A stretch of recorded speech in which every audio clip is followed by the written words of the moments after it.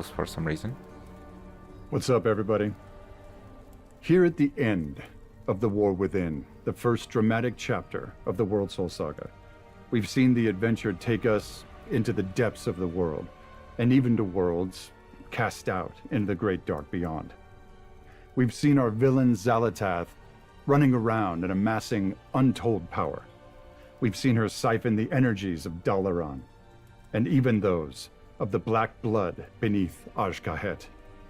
And recently, Xal'atath assumed the power of the last Void Lord, Dimensius. So the question remains, what will she do with all that Lord power? Damar in the back.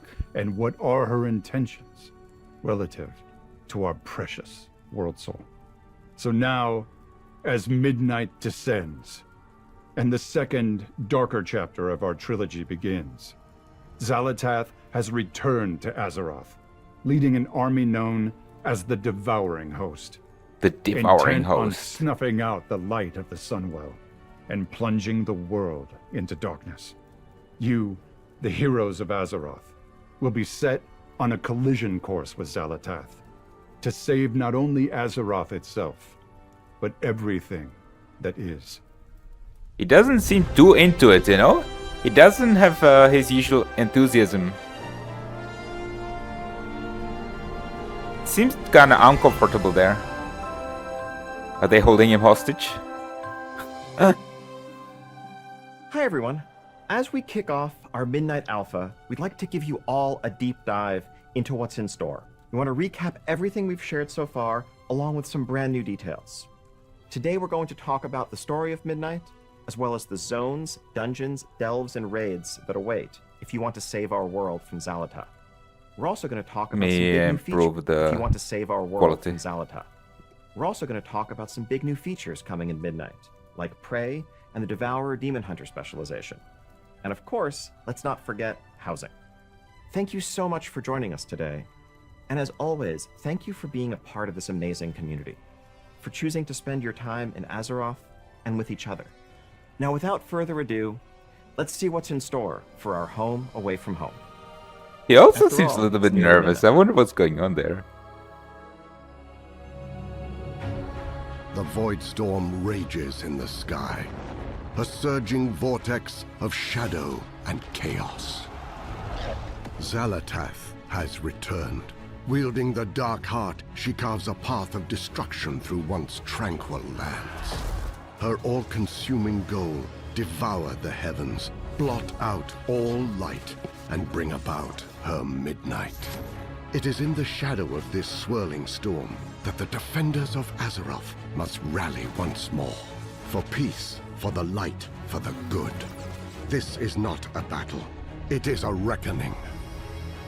At the Sunwell, that eternal bastion of light and hope, Lady Liadrin and Lord Thamar Theron lead the Blood Elves as they prepare to make their final stand. Because across all worlds and all stories, one thing never changes. Home is worth fighting for. Welcome to World of Warcraft Midnight. Okay, but why does she want to bring about Midnight? I don't Your understand. story begins on the Isle of Quel'Danas. In the immediate aftermath of Xal'atath's Holy shit, that invasion, looks cool. the Sunwell surges with light, calling out to all heroes of Azeroth for aid, while the vile creatures of the Void wage a relentless assault in the hopes of extinguishing it once and for all. Flying monstrosities attack from darkened skies, and malign foes manifest without warning to wreak havoc across the plateau. Stand true with the champions of Azeroth as they mount a desperate defense against this invasion. For if the Sunwell falls, so too does the world. The defense of the Sunwell leads you directly into Silvermoon City. But not the one you know. The renewed light of the Sunwell symbolizes Silvermoon's revitalization, shining over a city fully restored to a thrumming, living capital. Familiar landmarks gleam with fresh polish, while new areas like the Sanctum of Light and the Garden of Remembrance offer countless Man, nooks that and looks stories awesome. to explore. Inside the city walls, the threat of Xalatath's war draws the Alliance and Horde into wary cooperation, with shared spaces hosting common services like trainers, the auction house, vendors, and more. Around a third of the city remains off-limits to those under the Lion's banner, so the Alliance allegiant should tread lightly or risk being attacked on sight. Outside the city walls, however, is where your role in the fight against the Void really begins to Man, the take shape. skybox is the best thing about this, in my opinion. The strength of the Sunwell infuses Eversong Woods with restorative energy, healing much of the damage of wars past and filling the zone with new growth and new life. All of what you remember of this lush, thriving forest is here. But Eversong is also a reimagined landscape of increased scale and greater beauty. Most noticeably, the Ghostlands and Eversong Woods are now joined into one large zone, which is itself joined to the Eastern Kingdoms. Okay, so it's not Eversong's gonna be flourishing instanced anymore, fluorescence basically. Is not without complication. That's what they're saying. Though the Sunwell's light is a boon to the environment, Good decision. its surging power causes pockets of light. The older being version is probably still small gonna be groves instant of stuff. light-enriched Because growth I assume to you're gonna have experience access to the old surges version of their still. own. The light bloom's rampant propagation, if left unchecked, threatens to smother all life under an overgrown. Although I don't know if that's the best idea. Your adventures I through think there should be a Eversong will have you single world. investigating the light bloom, dealing with the aftermath of a Hawkstrider chick gone wild, What? helping a suspicious apothecary with questionable motives, untangling the secrets of two feuding nobles, and even getting caught up in a sinister murder plot, alongside Magister Umbric as he works to Ooh. crack the secrets of the Void. Look at the undead hand. That looks really good. It is up to you how your story progresses beyond Eversong Woods, with 3 available paths you So you can tackle choose, in basically. any order. Brave the ancient choose your troll zone. kingdom of Zulaman. Investigate the gnarled hidden roots of Harandar. Or accompany Arator on his journey to better understand the light, the void, and himself. Man, he needs a better barber. Zulaman finds the They really did him a Amani-Troll disservice Empire with that at one of its haircut. lowest points. The homeland of warlord Zuljin. I mean, I thought, Zulaman by the was way, once a we place where killed Loa all the bestowed to Amani, their but godly I don't strength, know. and were devoutly revered in kind. The temples still stand, weathered but proud. The eagle, the lynx, the dragonhawk, and the bear. Ascend wind-swept sky-scraping peaks, explore ruins shrouded in fog, traverse stormy wilds teeming with vicious beasts, and accompany Zuljara, granddaughter of Zuljin, and the pragmatic pillar of strength now leading the Amani, as she seeks a means to save her people from void-aligned cultists and the monsters they revere. The Amani are invaluable allies in the defense against Xalatath's invading force. If you help them fight for their home, they will help you fight for yours. At the confluence of the world tree's roots lies an impossible primordial jungle known as Harandar. It is here that Azeroth's entire history wraps, twists, and braids, a literal entanglement of all that has been and all that will be.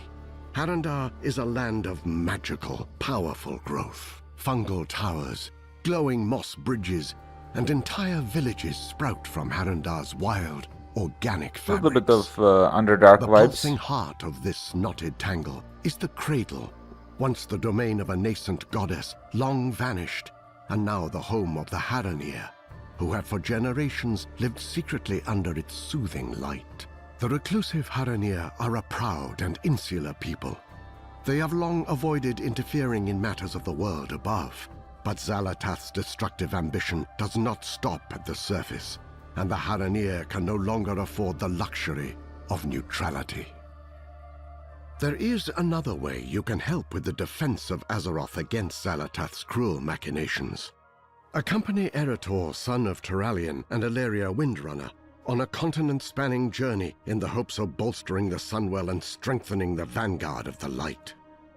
This story-driven adventure finds you traveling with Erator as he searches for sacred relics and attempts to peel back the mysteries of the Void, all while grappling with his own relationships to his family and the light.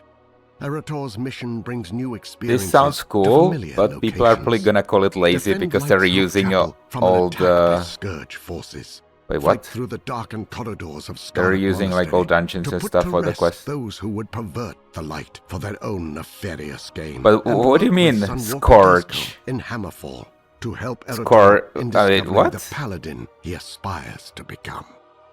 Erator's story Scourge reaches is gone. its climax in the shadow of Blackrock Mountain, where alongside the Sons of Lothar, he must face the weight of his father's legacy and decide once and for all whether he is willing to rise to meet it. The raging center of an unraveling shadowy maelstrom and the epicenter of Xal'atath's power, Voidstorm overflows with violence, chaos, and hostility. Stormfields twist and fold its space. Gravity becomes untethered and tethers again. Insatiable void creatures known as Dominar stalk the storm, each one as unique and ancient as it is hateful and hungry. They carry on their eternal hunt for power under the black gaze of 3 enormous nexus points, hubs of the malicious dark energy Xal'atath draws upon to fuel her void spar and conduct her unyielding assault against the Sunwell. This zone Join also has the Azeroth's PvP area, champions right? And the Void Elves in their quest to understand what powers this storm and stave off its approach. Though much of the world of Midnight lies in the ominous shade of the encroaching void, there is at least housing. one refuge for the weary, the Arcantina. Oh wait, What began that's as a not hidden it. sanctuary is now a not-so-secret tavern That haven looks so for nice. Horde and Alliance alike. A big Hearthstone cozy vibes. space filled by It is music, cozy. chatter, and life. If the void is the bleak and the cold, the Arcantina is its opposite. A warm spark in the heart of every patron.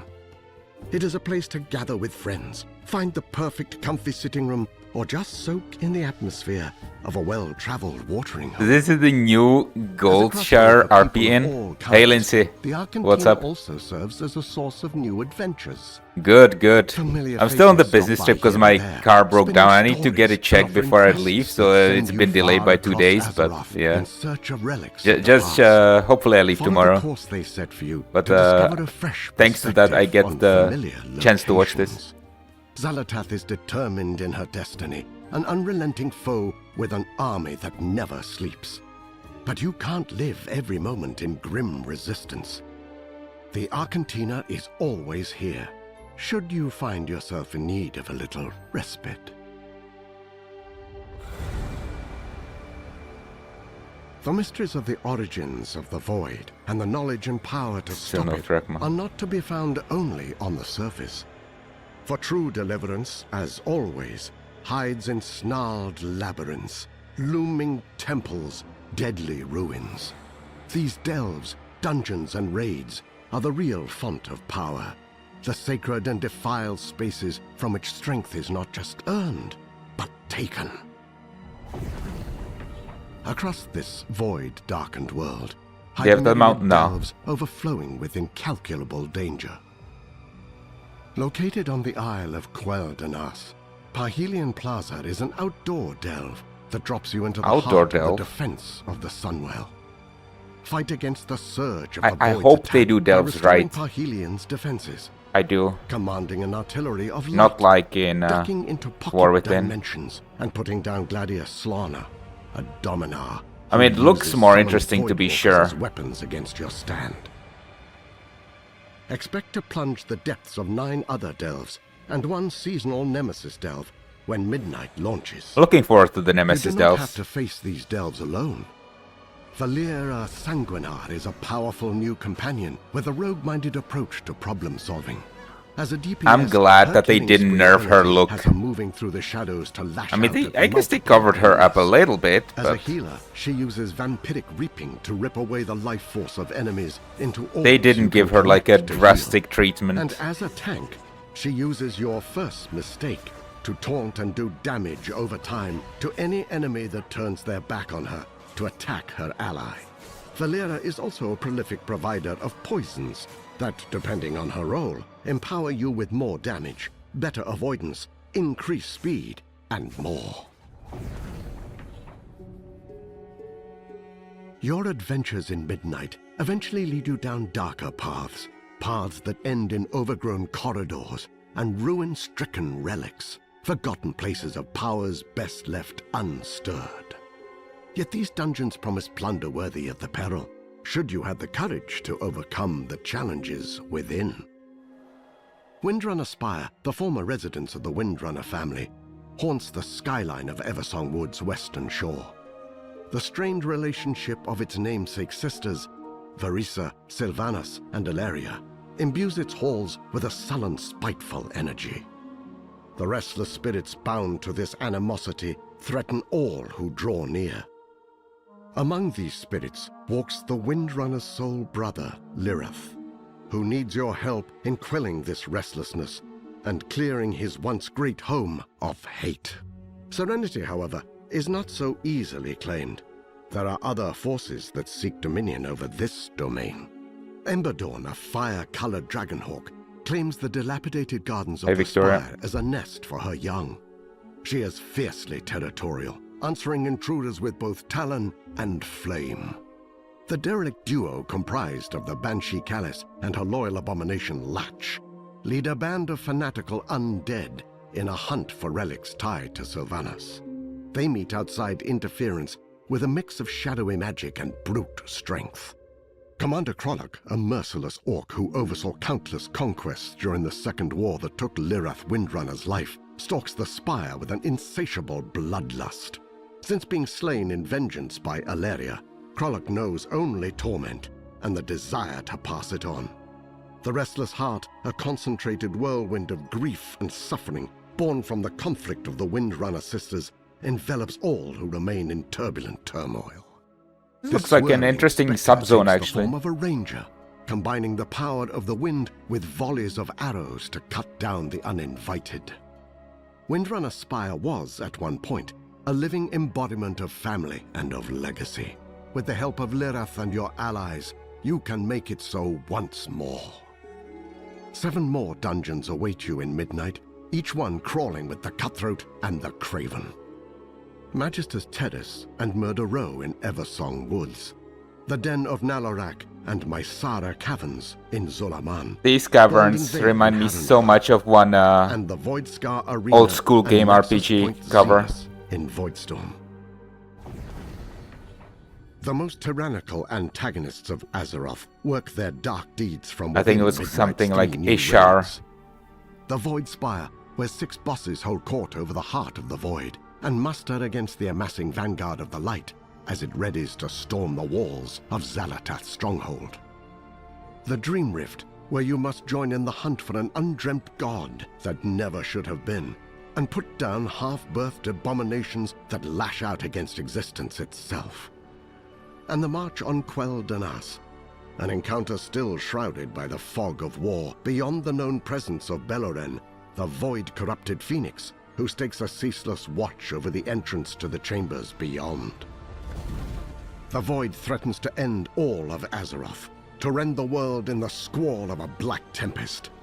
But the extraordinary power it carries does provide opportunities to those heroes willing to embrace it. Devoured demon hunters bend the Void to their will, ripping Void fragments from their enemies and using them as the power source for cataclysmic spells. I mean, I would have been happier if they gave one additional spec to each class. Darting in and out of the fray as they dance on the line between But I guess that's gonna be hard now with the hero talents. Voidblade and Hungering Slash Because it's like a combinatorial explosion. To deliver a series of crushing Void Still, I want the Spellcaster Paladin. Vengeful retreat to escape the enemy's reprisal. You can also start this combo off with a Void-charged The Hunt. Metamorphosis transforms you into a familiar state of cursed power. The more you feed it, the longer it lasts. Ride the wave of annihilation by tearing apart souls and staying alive. Reap is a sweeping scythe attack that consumes all of your soul fragments for one massive burst of damage.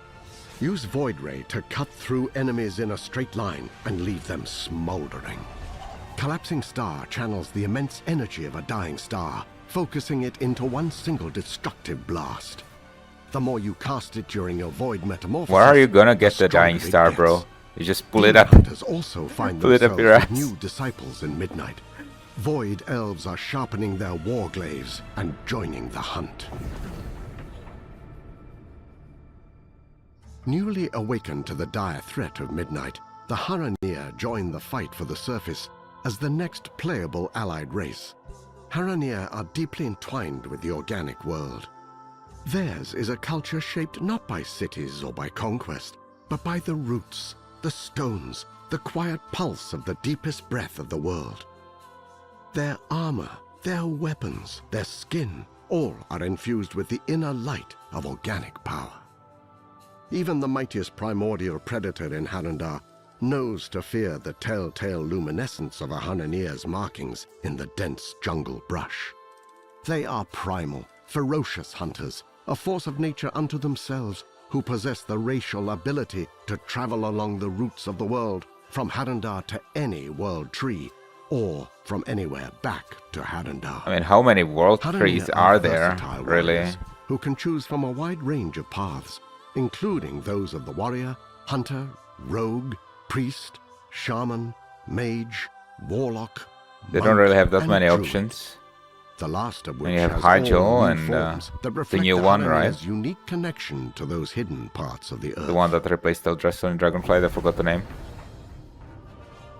Prey is a secret opt-in initiative run out of Silvermoon City by Astalor Bloodsworn, a blood elf with what some might call a I think colorful past. this sounds like a cool idea, Astalor but is it's just after gonna be one annoying. thing, anguish. You're gonna get a elites powerful randomly magic spawning on your siphon ass. from Azeroth's deadliest threats, and he's offering generous compensation to heroes who are courageous or foolhardy enough to go chase it.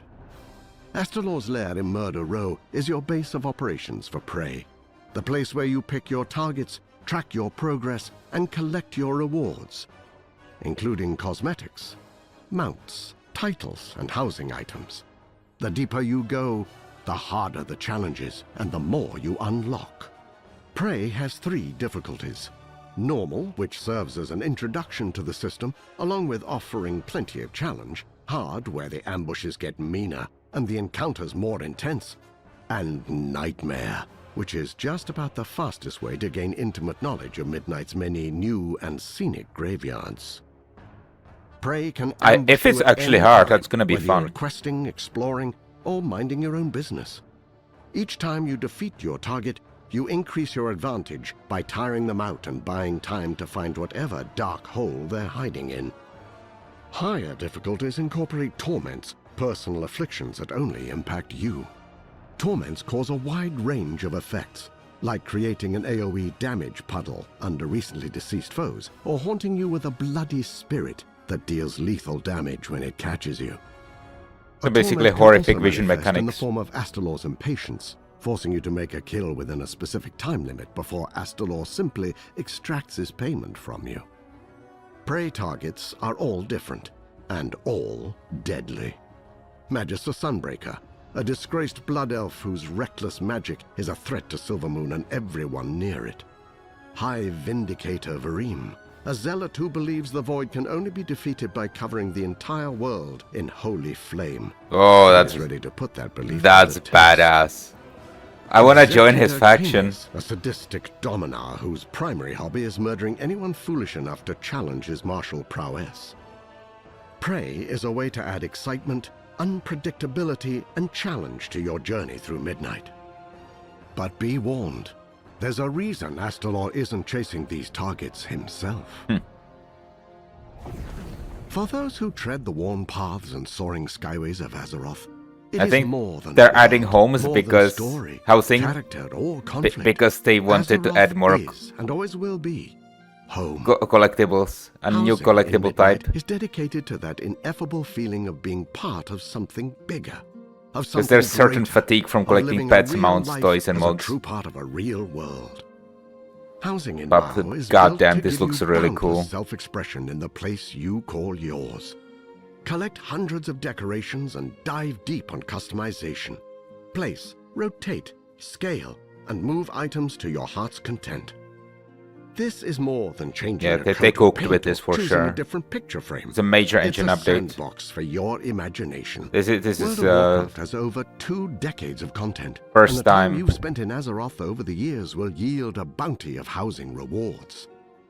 Milestones So wait. like completing your Legion Order Hall campaign or finishing completionist achievements like so it's Back to the Beyond oh my will god, award housing items post facto. that's You'll also earn decor through that's Dungeons insane. and So I'm Raids, gonna already have like a reputation whole vendors, bunch achievements, when I log quest in. lines, housing endeavors, the auction house, holidays and live events, and crafting. All professions from all expansions can craft decor. Search the world for lumber, There's a gonna new be gathering resource, and use it to Ah. craft decorations that can be bought and sold on the auction I get house. it. The materials Many for crafting are housing-specific gonna go items up can be dyed, to craft giving all you this greater shit. control of the finer Oh details look, of a decorating. dying system. Imagine your dream home. Collect and craft the decor to bring it to reality. Then tweak it until it is just Oh my right. god, they Floor cooked with plans this are shit. flexible. You can rotate and stack rooms to create multi-floor structures. A variety of room types and shapes. This is are basically available, World of Warcraft 2 at this including point. normal squares, Oh. rectangles, What the L and fuck? T You can add hallways, rooms? as well as some more fantastical Holy configurations. shit! Advanced mode takes the toolset Oh- even further, oh my- allowing you to adjust each piece of Bro, decor exactly as S tier you want. housing. It's Rotate, basically The flip, Sims. Scale, and more to make your home a perfect Holy reflection of your fuck. taste. And that's just Amazing. the inside. Big Blizzard The W. outside of your house is also customizable. Place your home how you want it on your plot. Add fountains, statues. So I wonder if the planters, and outside more. like has to Change out match your the windows. inside Pick in the terms of perfect dimensions, chimney. or Add if a you can tower, like enter a and small decide on house the and door of your inside you have a big Exterior big plots tower. also have the same advanced mode as interiors for even more modification. At Midnight's you official can have a launch, garden. you'll have a choice between exterior themes based on orcs, humans, blood elves, and night elves. I dig this. These aren't just Wonder how skins. the They're neighborhoods full are gonna work. architectural styles with unique customization options. Orc homes feature high rooftops, bonfires, and rugged surfaces. Human homes are rustic, with sturdy stone walls, warm wooden floors, and colorful banners.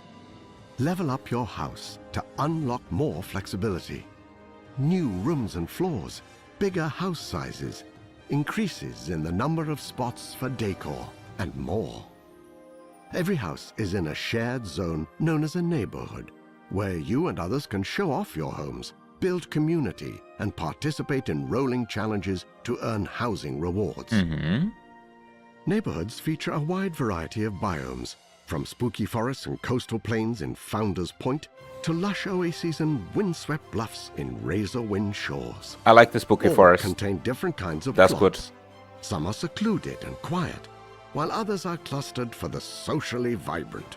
Mhm. Your neighborhood is faction-coded in its aesthetics, but not faction-exclusive in its residency. Mm-hmm.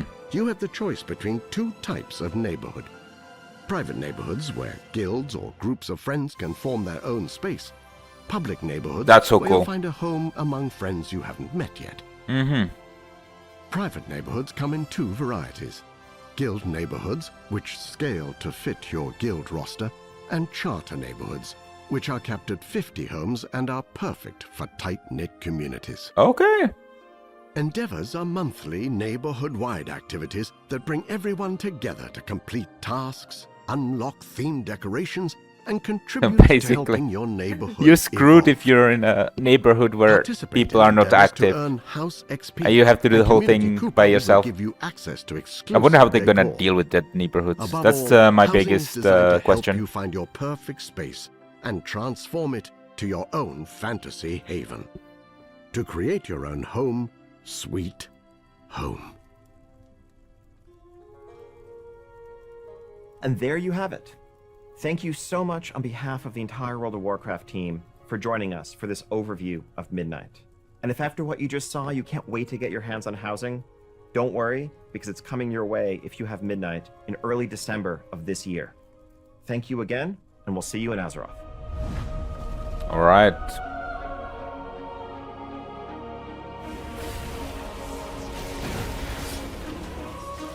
Oh, it's like, oh, the PvP stuff is just like an afterthought. It's like, by the way. PvP gets a 3-second mention. Holy shit. We're cooked, boys.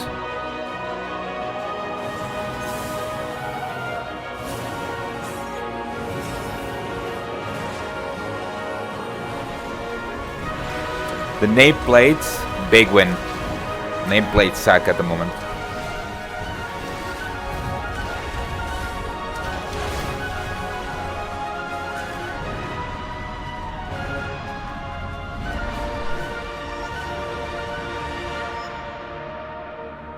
Friends, we hope you've enjoyed this deeper look at Midnight.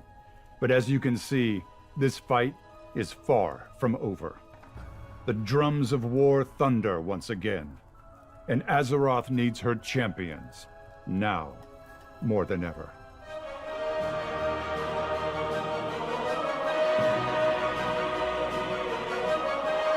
They didn't announce the release date. Okay. So we now go to the Q&A, I guess. Hello, we are live. Welcome to the World of Warcraft Midnight Q&A. I'm Randy Jordan. Their sound is low. Kyvax on the Warcraft community team. We recently asked WoW players on forums and social media sites to submit questions, and you delivered. So, we've got 3 leaders of the WoW development team here. Please introduce yourselves. Hi, I'm Ian Hasikostas, Game Director on WoW. Hi, my name is Paul Cubitt. I'm Associate Game Director on World of Warcraft, working on the Midnight expansion. Hi, I'm Maria Hamilton. I'm the Design Director for WoW. We got a lot of questions, and I want to get right to them. We're going to start with some housing questions. So, Cyglaive on the forums asked, it actually said, during a Gamescom interview, it was mentioned that Horde players would be able to use Alliance-style housing exteriors and vice versa. However, in a recent blog post, it was stated that the housing styles would be faction-locked. Can we get clarification on that? Yes, there was a bit of confusion definitely around the Gamescom messaging there. As we just saw in the deep dive video, the neighborhoods ultimately are anchored in specific locations in the world. If you are in the Alliance neighborhood, you are on the outskirts of Stormwind in the Elwyn area.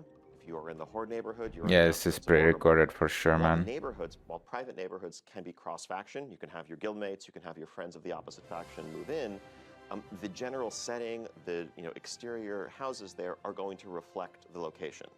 The NPCs that are wandering around the neighborhood, again, are anchored in that place in the world. Maybe something that we revisit down the line, but for the time being, if you're in the Horde neighborhood, the home exteriors need to reflect the Horde aesthetic. Take that up with the Man, this sounds all fucked up. It's desynchronized and too low. Things wandering around. A player named Hey Hey on the EU Spanish forums asked, I know there are plans for combat pets to appear in housing. Are there also plans for hunter pets? Yes, so pets are something in general that we're working towards. At release in Midnight, battle pets won't be available to be placed just yet. I think something that we need to solve to make that work on the engineering side is actually making sure that they can path and move comfortably around whatever configuration of objects you might happen to place in your home or in your yard. So yeah, that's gonna be a pain engineering issue for sure. Alongside that, we do want to add the ability to place your mounts in your mount collection.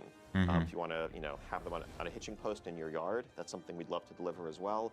Hunter pets are probably trickier. Those are character specific, and housing is an account-wide system really tied to your warband. And so, pulling from a specific character's hunter pet stable would probably be much more challenging. I'll never say never, but that's not in the plans currently. Decor. Bjorky on Reddit asked, how will the trading post housing items work? Let's say there's a chair on the trading post. Will we have to buy the chair multiple times if we want a set of 4 in our house? Will there be a 10-chair bundle for a set price? Or will the purchase give us infinite amount of chairs? This is something we spent a good amount of time thinking about. There's going to be lots of ways that you can get decor starting in 11.2.7 and then into Midnight through achievements, through crafting, through completing just the campaign of Midnight and so on. And we ran into a lot of the same questions that you asked, the person who asked this question. Yes. Yes, and for that reason, we're actually just not going to have them on the trading post, at least for the first few months. There should be Good. plenty of other ways that you could start gathering decor for your house. And then you won't have to make that hard decision between, do I want this chair versus this cool mount or cool transmog? I think they should do Another away with question the comes trading from posts, really. Xanther on the forums. Pointless. Xanther asked, how will outdoor housing plots work? If I want a certain plot and it's taken, do I have the option to try another instance? Oh yeah, absolutely. Essentially, when you want to move house, you're just going to say, yep, it's time to move. It's all going to get packaged up for you. Paul likes to say that a mage comes along and puts it into an arcane ball for you. Don't know if that's actually, That is what happens. Oh, totally. Okay. And then you can go to wherever you'd like to sort of deploy your house, and it just comes right back out of the bubble, set up exactly how you had it. So you can move around neighborhoods, you can move around different plots within a neighborhood. Yep, totally transportable. Right on. Celia on the German WoW forums asked, will there be updates to the guild system in Midnight? I think most of the updates we see to the guild system are going to be in the form of neighborhoods. We expect to see a lot of guilds, especially guilds who are like playing a lot actively with one another, to build guild neighborhoods where you'll be able to live alongside one another. So instead of the typical ways you're interacting with one another in WoW, whether that's raid nights, Mythic Plus nights, PvP, whatever it is you choose to do, you might also just start running into one another in the morning when you go out to get the paper. And so really looking forward to seeing guilds build stronger connections based on those guild neighborhoods. I think the other systemic trappings of the guild system are something that we know is definitely due for a refresh. Guilds obviously have been there since the beginning, and there's definitely room for improvement. Our focus for Midnight, though, really was on the housing integration side of it, and the rest of the system is something we hope to get back to in the near future. A highly upvoted question on Reddit comes from Chilligok. Chilligok asked, will we ever get another texture update for older races? Especially compared to Earthen, the hairstyles are outdated now. We do have a couple which are coming in Midnight. As you complete the Amani campaign in Zulaman, you will be able to unlock some cool cosmetics for Darkspear Trolls, some cool hairstyles, and actually skin colors as well. And so if you have any Darkspear Trolls on your account, you play through the campaign. I still think the cool customizations. And this is new models suck. Approach this is as it's appropriate to the story. We'll look for cool ways that you can integrate cosmetics into your own It's character. too cartoony, Exactly. you know? It's something that we A lot see of as people an thought chip the away original over WoW time. style was too We want to cartoonish. roll out extra customizations, hairstyles, you name it. But this is like for a step the existing further, races, which continue to bring them up to parity I'm with the not very too latest into. options. It's not something we're able to do all at once, but particularly where it makes sense and fits the story, we're excited to keep adding them. Our long-term goal is to get to a place where every race, whether brand new or one of the original ones, has roughly the same number of options. So, as we just saw in the deep dive and going back to the Gamescom announcement, we have a system coming called Prey. And I have a couple of questions here about Prey. System of Cells on Reddit asked, will the Prey system make all mobs in the target zone more challenging, or only the Prey target plus world quests unique to that system? Yeah, it will affect everything in the zone for you. So if you have chosen to go into the zone chasing a nightmare mode prey, everything is going to be much harder for you. It's based on an aura that's put on you, sort of like it's almost like an affliction in a way, or a torment. And as you move through that zone, it's going to be harder. And the player in Prey is on their own? They are when they finally wear down that boss. If it's in one of the harder modes, then you need to go mano a mano. If it's in the normal mode, then the rest of the players in the vicinity can help you out. Gotcha. The WoW creator Fandy asked, is the Prey system planned to be a part of the World Row in Vaults? Yeah, in one way or another. As we build our expansion, one of the last things that comes in is specifics on rewards. So we don't have the specific details now, but when we do look at Prey, we look at it as similar in difficulty and sort of player activity to the types of things that you do in Delves. And Delves do take up that bottom row of the World Row in the Great Vault as well. So we do expect, if you're running Prey, you're going to see better rewards in that row in one way or another. Good. I want to get to one of the most highly upvoted questions we saw across all channels. This is from Weird Dandom Ally on Reddit. And that goes, any plans to rejuvenate the glyph system? All classes could take advantage of it for class visual customizations like warlocks have with their pets and druids with their forms. Yeah, so there isn't a glyph overhaul planned for Midnight at launch in particular, but the general question of more customization for spell visuals, transforms, things along those lines, that's one that we're also very excited about and always looking to offer more customization, more cosmetic self-expression where possible. And the glyph system is a great vehicle for this. It's not the only vehicle, but where it makes sense, that's definitely one of the avenues we would use. Speaking of highly upvoted questions, we got a lot from the PvP community. I want to ask a few of those. So starting with Kethcup on Reddit, the question is, do you have any plans on making PvP less daunting for new players? We absolutely do. Yeah, we're really excited to introduce a new let's feature hear called it. Training Grounds. This is a feature where players can enter battlegrounds That's fighting not it. alongside other Not players it. against game-controlled opponents. Not So the instead of solution. fighting against other PvPers, potentially people who have been playing this mode much longer than you, who have better PvP gear than you, and are going to wipe the floor with you, you'll be able to fight against some opponents who you'll have a little bit more of a satisfying win rate against. And because of that, we think this will be a pretty good on-ramp for people who are PvP curious, who want to get into PvP, but feel like there's just too much of a steep on-ramp because of those daunting aforementioned players who want to wipe the floor with you. I mean, this is a couple battlegrounds that players will be able to random battlegrounds into already battlegrounds, kind and we'll of see where it solves goes from there. this issue I think in a way. We love PvP, broadly speaking. I think one of the challenges is it can be very daunting to get in, as the question implies. If you're getting into PvP for the first time, you are in some cases jumping into a pool that's filled with sharks who've been doing this for 20 years. Yes. But there's so much, there's nothing quite like World of Warcraft PvP and that style of conflict, that style of combat. And so really our philosophical approach as we move into Midnight to really try to rejuvenate and grow the scene is to broaden the base of that pyramid so we can kind of lift the whole thing up and help all levels of it, whether you are the most hardcore person competing for titles at the end of every season. Everyone will be better served if people feel like they can actually enter this community for the first time and discover what is so great about WoW PvP. Let's all be sharks. So eventually. The PvP player and creator known as Supatees had the most highly upvoted question on our forums.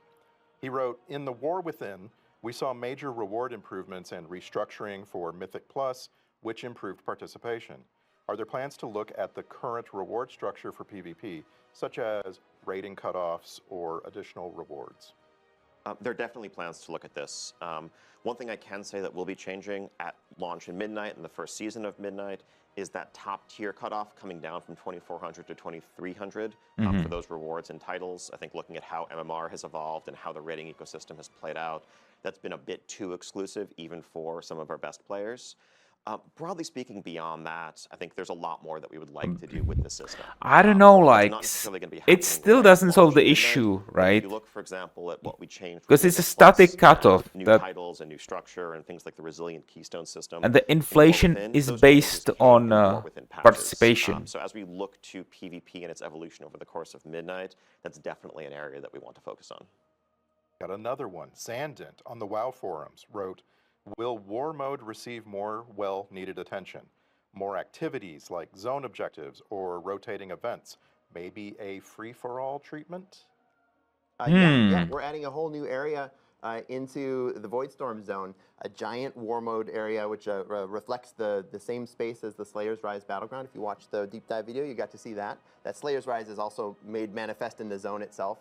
And this is, if you've played War Mode in past expansions, you know that we've taken a couple War Mode areas and had maybe one in each zone, one in Ringing Deeps and one in Isle of Dorn, where PvP, when you enable War Mode, you'll have some special, unique activities. We took all those and glumped them all together right into this Slayer's Rise area, and so there's going to be a huge PvP playground if you have War Mode on, be able to do lots of cool world-class activities, reasons to just kill one another, and even if you don't have War Mode enabled, there'll still be PvP-themed content for folks doing world quests up in that area. Why would you not have War Mode enabled? Yeah, exactly. I always have War Mode You're enabled. afraid of sharks. Yeah, it's sharks. Okay, all right. Yeah. Thank you. So, MacLamente26 on Reddit asked a question that we saw a lot of, which is, when can we expect reputations from expansions prior to Shadowlands to become Warbound reputations? So yeah, taking full accountability here. I know that when we rolled out the warbands, we said that we were going to work our way backwards through reputations. We haven't made progress as quickly as we would have liked. We got some of the Shadowlands reputations, but not the Covenant ones.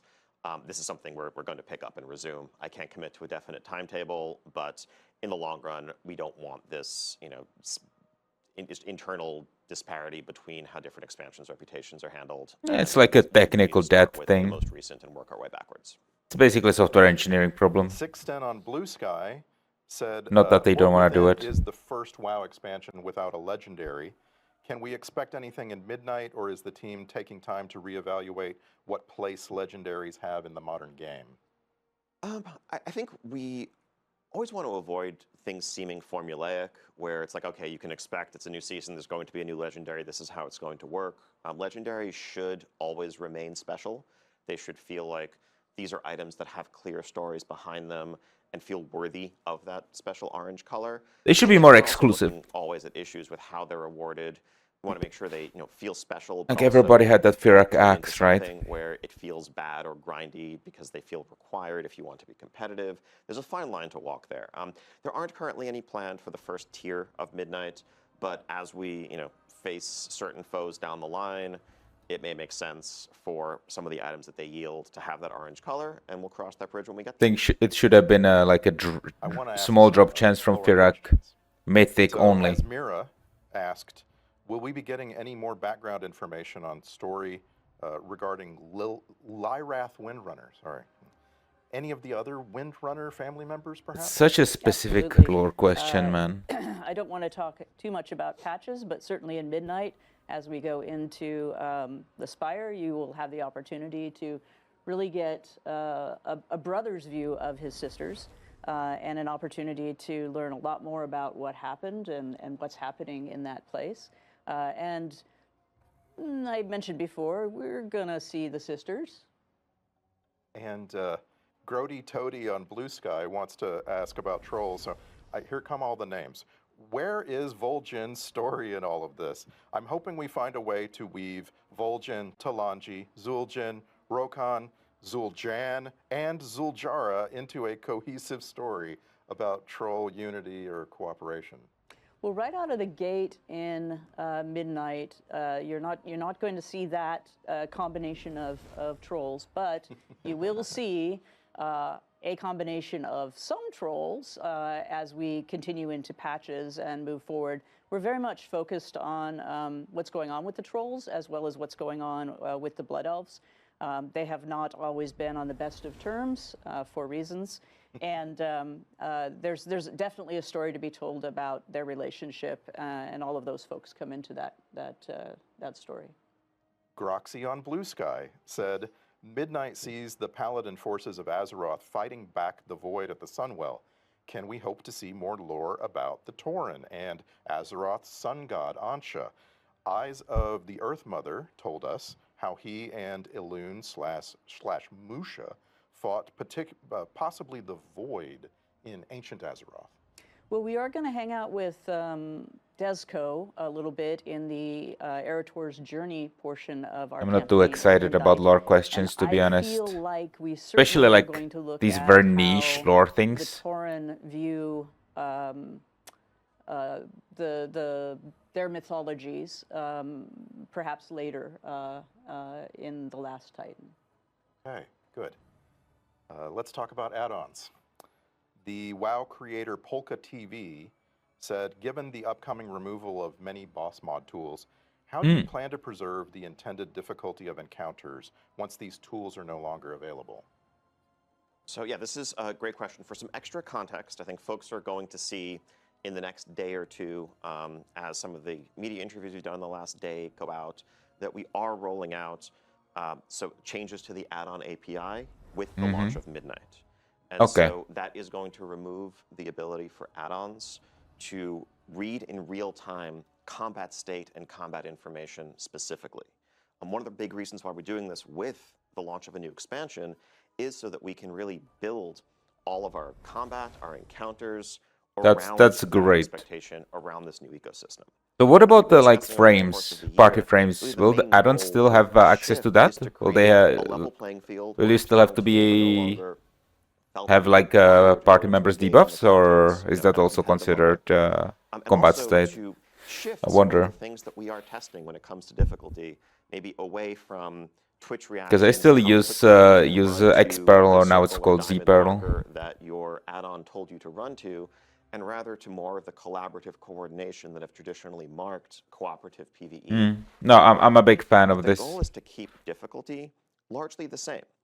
In terms of how many This pulls is it a takes big to W down a move. boss for your guild, whether you are aiming for ahead of the curve and defeating heroic, or whether you're pushing into mythic or whatever else, overall it should take you about the same amount of time to accomplish what you're used to accomplishing. It's just that difficulty may come in slightly different places. Without add-ons to solve mechanics for you in real time, it may well be the case that we just need to give you a couple more seconds to get into place, or that there should be one fewer add to interrupt, or what have you. We are going to be rolling out, we're actually going to be launching alpha with a raid boss available for testing early on. We have a ton of native improvements to the UI, like boss timers, boss alerts, so you can see a timeline of upcoming boss abilities, nameplate improvements, cooldown manager improvements, and more, to, again, kind of create a unified experience that's baked into the UI. But the goal at the end of the day is for difficulty to remain where it was, and we will be making tuning changes in alpha and beta, as well as, of course, once these encounters are live, to make sure that things are landing in the right place and players still feel well equipped to overcome the challenges in front of them. Following that, Sped Bros on Reddit asked, what is your plan for upkeep and development of these now built-in add-ons? Yeah, so I think the functionality It's a that we're really pulling good into question. the base UI is something that, as always, we're going to be evolving in response to player You feedback. need another guy to maintain Part that. of why we're very excited to get people having a look at these right at the start of alpha is so that we have the entirety of the alpha and beta cycle to iterate on them before midnight launches. And then, of course, as always, even after the game is live, we're going to continue to add functionality based on the player requests and the feedback that we're receiving. Ossicrond on the WoW forums said, sculpting your UI over the years is almost like working on a classic car. Fine-tuning with different fonts, color palettes, and even different types of glow alerts. What is the depth of the available customization, and are there plans to expand it in the future? So there's a couple of facets to this question. First off, couldn't agree more that I think UI customization and using add-ons to tailor the aesthetic of a UI, how information is presented and where it's presented, I think are one of the hallmarks of the WoW experience, and really one of the strengths of the game for going on 21 years now. There are no plans to eliminate or remove that. The approach we've taken in changing the way the add-on API works really is just focused on access to that real-time information. There'll be details coming out very soon from our UI engineering team on exactly how this works. But whereas in the past, when we have restricted aspects of what add-ons can do, we tend to just kind of wall off sections of our UI and say add-ons can't touch this at all. But when it comes to things like nameplates or unit frames and the like, that would have been an unacceptable approach here because that aesthetic customization is so essential. So there's a brand new system that's been created where essentially pieces of information about what's going on in combat are put in a black box. And add-ons can paint that box pink or yellow or green or make it bigger or smaller, but what they can't do is know exactly what's inside the box and use that to drive logic. In addition to that, the new UI functionality that we're adding, whether it's improved nameplates or whatever, have extensive customizations in terms of size, shape, location, aesthetic, all of the edit mode functionality, and more. But we have no intent of pulling back in any way from the aesthetic customization that add-ons have always offered. Cutting to the chase, Felfer on the WoW forums asked, does this mean that existing add-ons like Deadly Boss Mods, Plater, or Details are going to break? They will change significantly. I think certainly, day one, if you're logging into alpha and you try to enable them, I do not believe they will work due to changes in the API, but that's standard for any new expansion release. We are inviting the authors of a vast range of add-ons into our first week of alpha, so that's going to be coming up in just the next few days, to get their hands on these changes, to give us feedback about how we can better support their ongoing development. But yes, when it comes to the specific ability to read and process combat information and use that to drive logic, that is going to be changing, and that will affect those add-ons. Okay, give me one more. This comes from Herrick. I mean, details are gonna be gone. People are gonna be Herrick pissed said, "What are the plans? because whatever regarding Blizzard improvements to the default raid makes frame in the is effort not to gonna be as reduce good. the need for add-ons.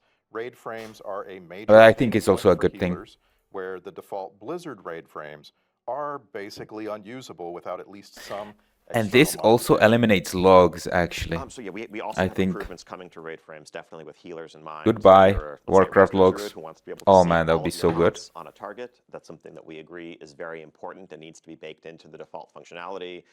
Same with encounter designers calling out major buffs and debuffs and things that you need to know in an encounter, whether you're a healer or just a raid leader wanting to keep tabs on the state of the encounter that way. And of course, as mentioned earlier, add-ons will still be able to customize the look and the feel and the size and the overall presentation of raid frames. There just won't be certain functionality that is driving logic based on whether you happen to have a certain debuff or not. But all the rest should still be available. E. Chow on Blue Sky has a couple of questions. Given the connection to the Army of Light, the Sunwell and Blood Elves in general being their main rival in the Burning Crusade, will we see Draenei play any sort of role? Also, will Quel'Thalas be, with Quel'Thalas being part of the main world now, will there be any updates to Forsaken Lands? So the Draenei, obviously will be part of the fight, part of the battle that we're waging against the Void. But this chapter is focused on the Blood Elves and the Blood Elves struggle with some trolls, and we're gonna really be leaning in there more than we are with the Draenei. Opportunities, will come up for the Draenei to have their moment in the light, as it were. Yeah. And as it goes for like changes to Forsaken Lands, well, there's some minor changes as we've added Quel'Thalas and Zul'Aman into the main body of the Eastern Kingdoms to connect them in. So there's a tunnel in the Forsaken Lands that does connect it in. We are going to see some Forsaken characters as well. We're actually going to be working with a little bit of a deep cut, but Alonsis Fowl, the Archpriest, is going to be a character who appears and has a couple interesting interactions and chats with Eretor and Liadrin and others. So we're going to continue to build out Forsaken story as we continue. Yeah, I think looking at how this is playing out and will continue to, I think we're very excited by some of the reception we've heard from Gamescom onwards about the changes to Silvermoon, Eversong, and more.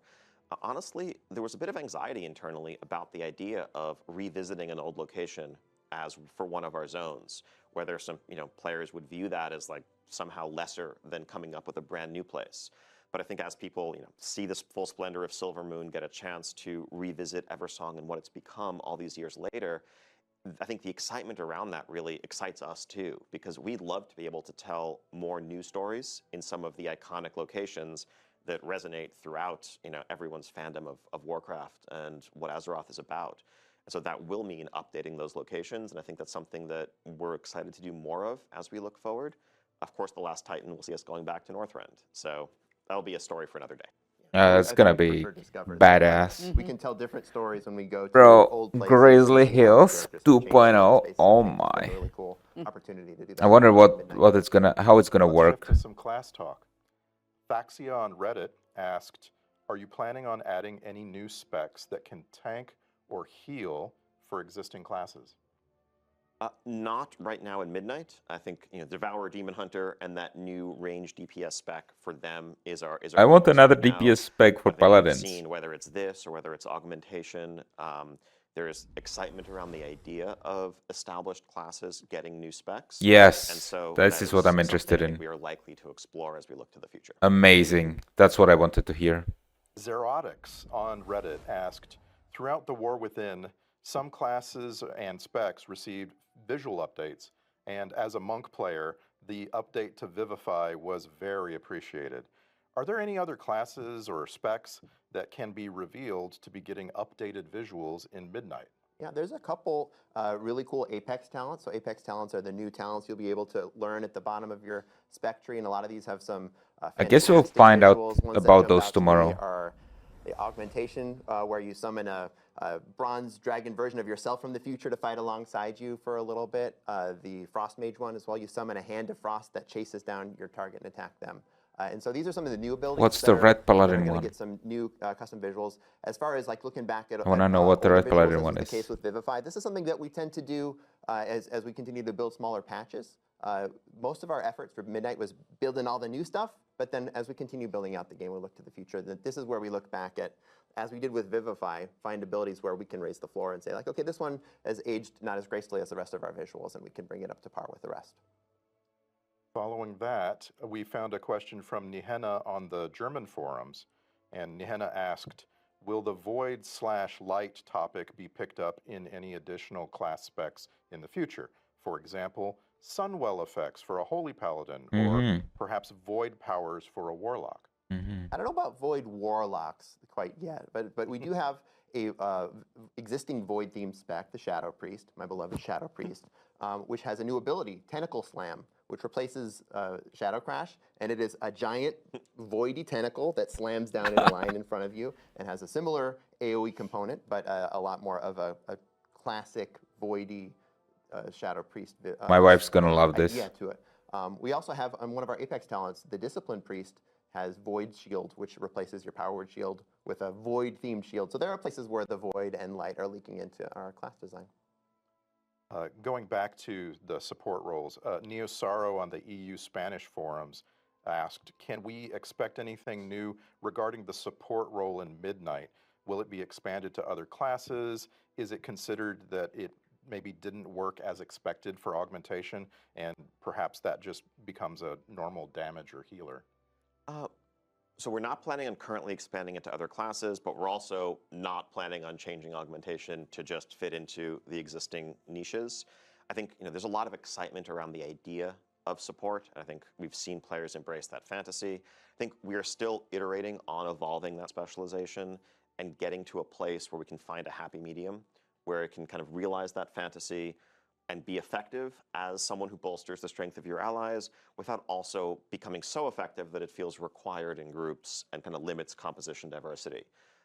Pretty sure they suck right now, right? When we're able to achieve that, I do think we would like to look to what other ideas might apply a different fantasy to executing that concept.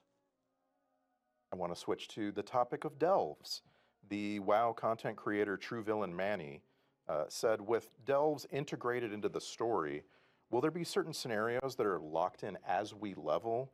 And will there be additional story in those alternative scenarios with delves? Yeah, as we move through the campaign in Midnight, we will be entering delves with specific goals in mind. And that particular variant of the story will have the objectives that we need to accomplish as we go through them. As always, our delves will have multiple variants to play through with different stories occurring. So yes, we will continue to use delves in this way, and I would really call it a story, at least as far as War Within was concerned. So let's go inside. Varteris on the WoW forums said, will delves have even greater variety than in the War Within? Maybe a randomized puzzle to solve, a race, a whole new set of abilities? Yeah, there's a couple ways that delves are changing. We have a new follower, Valera Sanguinara, is going to come along, and she's going to mix things up. She's takes delves a little bit more seriously than Bran does, and a lot more stabbily as well. We also have some outdoor delves that are going to take place in outdoor spaces, and so this will just change up not only the vibe of the space, but your ability to move around, because you'll be able to use your ground mounts. Is the also just taking a look at the delve that we're using name appropriate in that case? We can announce now that Midnight does not have any underwater delves. It also does not have any delves with a mechanic where you have to, say, pick up a candle or a totem and throw it Thank ahead. God. Doing that on a continued basis. That was toxic. Let us know how they felt about those, and we're not moving forward with those designs in Midnight. Yeah, that was horrible. So Relentless on the EU Spanish forums asked a version of a question we got a lot. And Ian, what's stopping the World of Warcraft development team from doing a world revamp? Could we get a world revamp? I mean, I think, the idea of revamping everything at once is a terrifying one, frankly. But I think, as touched on earlier, we definitely want to tell new stories in iconic locations. And in doing that, we would certainly do much more than just do a fresh coat of paint on the area. We would really reimagine it and bring it into the present day, as we have with Eversong.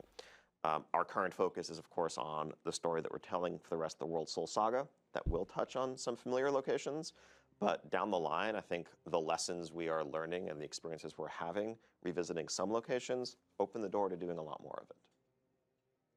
Saw a very upvoted question from Solera, a French WoW player on X. Solera asked, without giving away spoilers, very important, Okay. does Midnight introduce any completely new elven tribes or expand on lesser known ones? Maybe the Kelderai? Without spoilers. Without spoilers. That's a tough constraint. Yeah. Maybe. That's right. I don't think it's spoilery to say we're going to be learning a lot about the elves and the elves' relationships with one another, and that would include Quel'Darai. Thank you. And Zoris on the EU Spanish forums asked, with the Devourer specialization, all Demon Hunter abilities will use void effects and icons, even those shared by all three specializations. Has there been any consideration of extending this aesthetic customization to other classes? So I think philosophically and narratively, what a Void Demon Hunter represents, what a Devourer Demon Hunter represents, is one who, rather than harnessing and channeling fel energy, is channeling void energy to turn it against those who originally wielded it. And so that is going to transform a wide range of their abilities. On the other hand, when we look at, let's say, a Fire Mage or a Frost Mage, they're not forsaking the arcane when they become a Fire Mage. And so Blink is still an arcane spell, and Counterspell is still an arcane spell, and so forth. And so I think when we look at other classes, we generally like to look at that broad base of multiple, areas of focus. And just because you specialize in one thing doesn't mean that that transforms all of the others. That said, touching on some earlier questions, when it comes to glyph spell customizations and other things that players may want to customize the look and feel of their abilities, there's always an opportunity there. Another highly upvoted question all over the place. I'll take the version of this question from Navarel on the EU German forums. Would you consider replacing the ready-made group in follower dungeons with characters from the player's warband? Definitely something we are considering. I Not mean, something we're going to be able to deliver for Midnight, but ever since the this introduction of is- both warbands and follower dungeons, this idea, this request has popped up. It's something that we're excited about. Who asks for this? This is such a, I don't know, kind of pull that non-issue to down in me, real time right? and make it work. I mean, it's But like it's something cool we to can have, work but down the line. doesn't Ian's not really lying about bring technical too hurdles. There were much. multiple technical hurdles in the way. We're actually jumping over one of them with training grounds, where we're changing the way that some of those Not really game control excited about characters this at or all. bots are built to be building training grounds in this way gets us one hurdle closer to being able to do what you're asking for. There are so many people on this development team that I would call technical hurdlers. Engineers, that's just what they do. They jump over hurdles. So, Maria, Silo on the WoW forums asked, will there be new mini-game type quests in Midnight? Yes, there will be. We actually have a new mechanic that was created for Zulaman specifically, where you will do some, underwater stuff, but it's quite fun. It's the Amani Abyss style. You're gonna be going fishing troll style. Okay. Yeah. That's a revelation. I like that. While we're revealing things, Musselton on the WoW forums asked, I'm extremely excited for the Heronir. Can you share more information on their druid forms? Well, conveniently, if you watched the deep dive, you saw a flash of those. Fundamentally, they all have quills to throw back to sort of the Heronir. But the tank form is a pangolin bear with sort of bat-like ears. They all sort of got those ears. Yeah, they right? got the ears and the quills. And we have a wolverine for our feral spec. We have an owl-like, quilled owl-like sort of boomkin. But best of all has got to be the swimming form, the swimming travel form, which is an axolotl. Axolotl. I don't even know what that We're is. all going to learn how to say axolotl. Yeah, I probably said it wrong, but yeah. No, I think you got it right. I think you did. Okay, cool. The reveal of the Heronir led to very common question. And a version of that question that I want to ask you came from Racktoner on Reddit. Can you explain the decision-making process for which races to make playable races? Yeah. A lot of this comes down to narrative. There's no secret that we started talking to the Heronir in the War Within, and this was not a coincidence either. We wanted to build a familiarity with Orwena, with her crew, so you'd understand who these characters are when they do eventually become playable characters, as we've added them in Midnight. And of course, Midnight is part of a 3-chapter saga. We're in the middle chapter now. The Heronir are going to be a big, important part of this story, and this is why we chose to fold them in.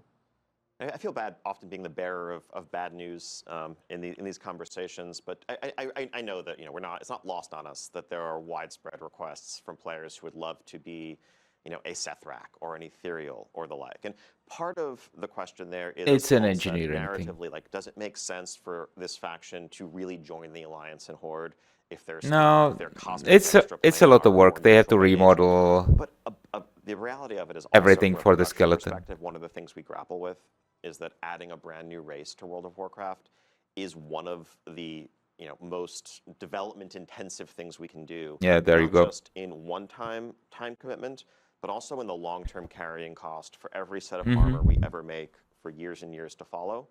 And it's something that we have to weigh very, very heavily when we do. Building a race that uses or shares an existing rig, an existing skeleton. That's what I said, yeah. It's an elven race or the like, makes that more straightforward. Again, that's not to say we're never going to add very novel or meaningfully different races down the line, but it's a very high bar for us to clear when we look at how much ultimately it's going to mean that we have to do less of in other places forever. I'd rather add more existing specs alongside the others. More specs for existing I want classes. Saberon. I will wait. I will be patient. Please give me Saberon. So, Massive Bear on the WoW forums asked, will Heronir be unlockable in the 3 days of early access? I remember Earthen were not. No, not during the first 3 days. Yeah. So during that early access, we want to make sure that we're letting players who are in that early access be able to play through the campaign and understand what's going on, but not getting any meaningful jumps ahead of anyone else who does not have that early access. Meredith on the WoW forums asked, how is Blizzard progressing in the war against toxicity in terms of the entire game? Yeah, this is something that's a huge focus for us. And really, WoW community is one of the most toxic communities, I think especially the classic one. Toxicity, there's a few different meanings, perhaps, or things that they're referring to. Some of it is just the overt, hostile, harmful, antagonistic interactions that may occur online between players. We're always continuing to shore up our reporting tools, improve real-time monitoring, and get to a place where people who are disrupting our game world can be punished and ultimately removed from it if they continue to do that. On the other hand, though, you I need think sometimes when people game talk masters about for this. a community or a portion of the game feeling toxic, that can arise from just mismatched expectations. Like, if I am listing a group and I'm trying to run a raid, and I have done that raid 12 times, and I have been through groups that have wiped and learned the encounters, it's reasonable for me as a leader of a pug to only want players who have a certain level of experience, who have also been through those learning wipes. Yeah, but I don't think that's what he's referring to. To learn may feel like, I think it's kind of a straw man. This is kind of toxic. Why aren't we? Why am I not welcome here? And ultimately, that's an issue of aligning expectations. And I think there's a lot more that we can do on the pro-social side of things to help people find like-minded players and like-minded It's people groups. whispering you wrong like with wanting to complete something quickly. There's also very swear words certainly after nothing a wrong solo with shuffle round or wanting to whatever. learn That's and what wanting the to push original group. guy meant. If you mix those two groups, Not I'm not there getting can be some accepted conflicts that in emerge groups. naturally because of different goals and expectations. So I think a lot of what we're focused on right now is also how we can help players better connect with like-minded individuals. You just so need they can have like game satisfying masters for experiences this. where It's the everyone's on the same only page, solution working you're towards the really same gonna goals. have for that. You need actual people I looking at want to rip through some more what's housing happening questions. in the We've got logs. several. And Will we get to see our alts walking about, or maybe sitting in a chair in our house? Paul? Yeah, this is, we're looking at a lot of the same technical hurdles we talked about earlier, not only with being able to show players and other players in game, but also the pathing issues that Ian mentioned when it comes to being able to have your pets moving around and mouse moving around and whatnot. So not planned yet, but something we do talk about as a potential for the future. And I'll take this moment to say that like housing is one of those features which is really exciting for us because there are so many cool ways for it to grow. As we've built Midnight and we're sharing housing for the first time, we're going to be looking to you to tell us, what do you want? Is it what you want to see? They've really Do you want cooked more with features? this, Do you want more honestly. data? Do you want, I'm more shocked ways that I can step how in the good interior of my exterior of my the house. housing So, is. let us know as you continue playing. Yeah, I mean, philosophically, At least from the feature previews. size of housing, this is something we've been working on for a very long time to really deliver what players have been expecting and what they deserve. But there comes a point when we're developing, especially a social feature, where we're almost hesitant to take it too far until we can actually share it with the community and understand what people are into, what they're maybe not into so much, what they want more of, what they don't need more of, to make sure that we're really putting our time and our resources in the places that are going to maximize that value for players. And so we're so excited to see people jump in the months ahead in alpha and beta, of course, and then beginning this December on the live servers and see where it goes from there. So here's a very specific question from Alastril on the WoW forums. For housing and professions, it was stated that professions through all expansions will be able to craft housing items. Will we be able to use this as a skill catch-up for the past expansions? For example, could a leather worker start at Wrath Leatherworking Skill 1 and craft Wrath-themed housing items to get all the way to level 75? I mean, these will give skill ups for sure. Yeah, yeah. I don't know how many of them will be available at level 1, for example. They may be tuned based on how elaborate the piece of decor is, but in general, yeah, once you get the level that you're able to build these things, then you continue to use them to level up. So many very specific requests. Yeah, it's a I very wanted to specific give you question. This one. It comes from Spera on the WoW forums. Is it possible to add a functional bookshelf to player housing that could store and display collected in-game books? Oh I my have god, a bro, lot what of are you books. Okay, so this asking, is what man? I'm talking about. That like Yeah. once you share housing with the world, then 1,000 cool ideas come out, and so we'll start gathering up all these cool ideas and say, what can we do next? I can confirm there will be bookshelves. It's too specific, Whether those man. bookshelves will be functional, no, not at least to start. He's but this taking is a up really cool question idea time a for collection the that we're PvP gonna questions, man, take back with to the questions like that. And a couple more. Ian, Devanir on Reddit wrote, what is the minimum player limit for a private or guild neighborhood? What happens if you make a private neighborhood with the minimum amount of people and then some of them go away? Yeah, that's So this is something that's still This a is my bit in question, flux. actually. I think our current thinking is that just like signing a guild charter, you'll need 10 players to charter a private neighborhood. And that's for a couple of reasons. Part of it is, in order for neighborhood systems endeavors to really function optimally, there's a certain number of players that are going to be expected to really drive the system. But also a piece of it is just server performance. Using an extreme example, if literally every single player online had their own personal neighborhoods, that would be potentially millions of simultaneous entire districts that need to get spun up, trying to make sure the servers don't melt here. And so striking a balance between what's going to be a good social experience, but also recognizing that players have friend groups of various sizes and we want to be as flexible as possible. I think if we're able to lower that number from where we're starting, it's something we would aim to do as we see how the tech side of it unfolds.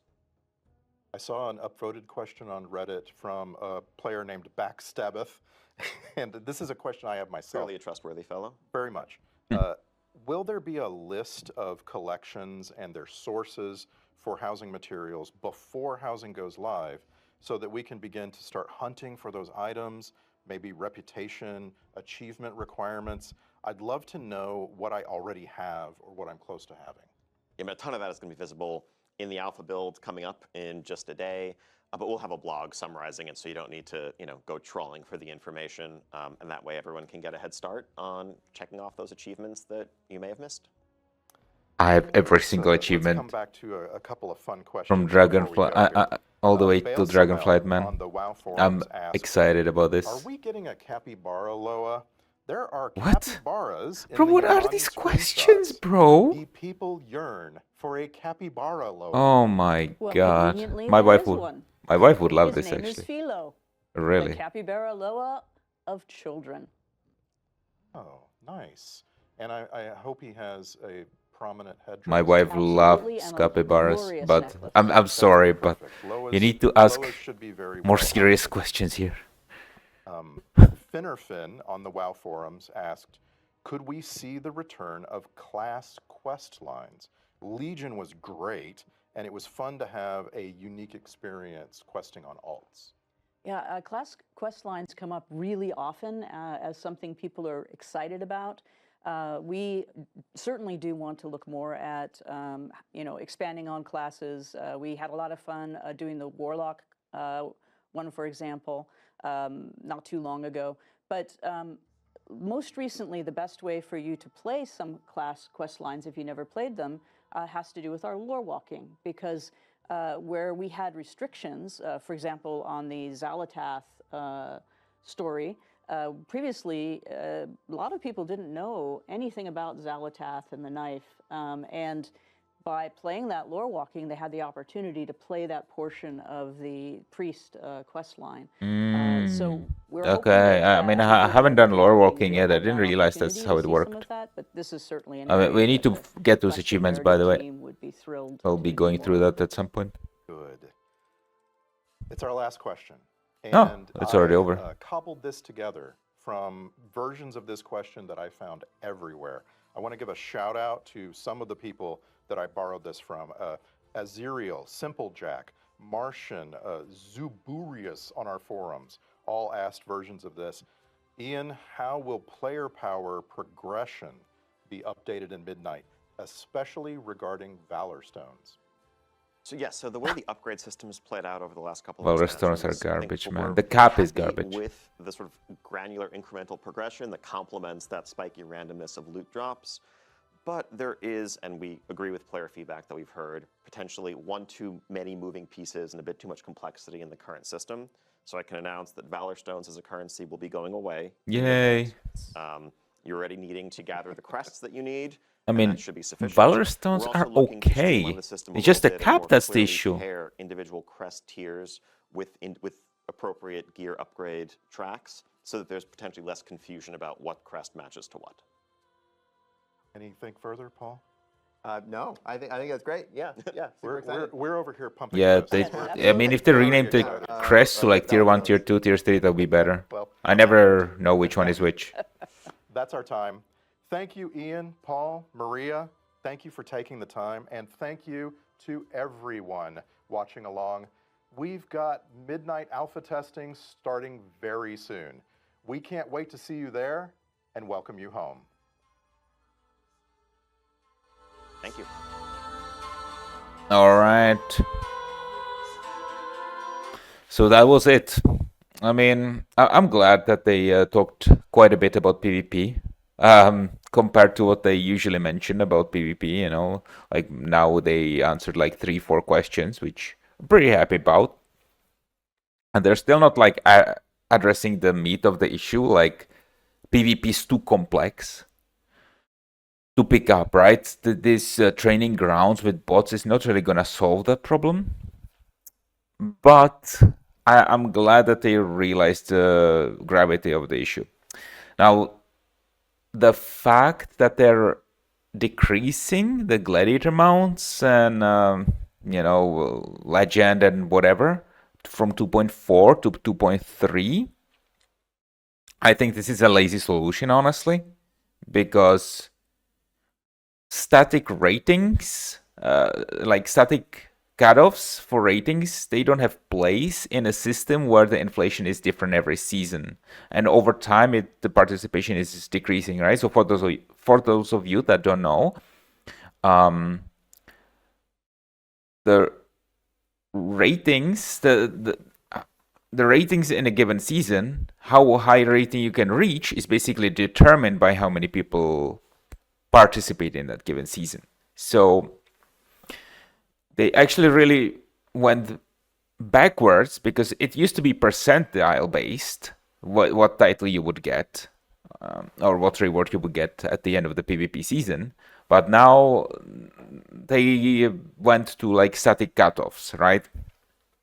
So instead of the top 0.5% of players getting the gladiator mount at the end of the PvP season, any number of players can get it as far as as long as they've reached 2.4k, right? But the issue there is, based on how many players play in that season, it could be that nobody's able to get it because the inflation isn't high enough, or that like many people, an incredible amount of people is gonna be able to have it, percentage-wise, right? Like it was in Shadowlands Season 2. So I think this is a really bad solution, and they need to do an overhaul of the system as far as rewards are concerned. I think they need to bring it more in line with what Shadowlands Season 1 gearing was, to make it more attractive for PvEers as well. I think Shadowlands Season 1 is what I would like to gear PvP gearing to be for the rest of the game's lifespan, for the next 30 years. That's how I would like to have it, but there were many complainers, we're the PvEers were being forced to PvP and so on. So people were complaining about that. People were also in PvP complaining about being outgeared, But I think that's just a part of an MMO. I think it's good if you can be outgeared and you can outgear others. I think otherwise it's just not fun. It's not a competitive first-player shooter where there should be perfect balance. I think you should be able to progress, and you should be able to acquire better gear from higher skill and more time invested, right? Which right now is not really the case. You gear up pretty much instantly with the honor gear, and then for the conquest gear, it's everybody has the same amount of pieces at any given point in time, right? So there's not really any way how to outgear anybody. But yeah, overall, I'm pretty happy with how the Q&A turned out, how they addressed some things, especially the Delve stuff. I hated Delves. House singles is really good. We'll see about the lore stuff. I'm kind of excited to go to, Quel'Thalas, Northrend. Zones look cool, so yeah. Okay. Well, I think that's gonna be it for today, guys. Tomorrow I'm going back from my business trip, hopefully, if the car is alright. So with a little bit of delay, we're gonna be returning to Hardcore WoW again. And yeah, thanks a lot for watching, and I'll see you in the next one. See you. Bye.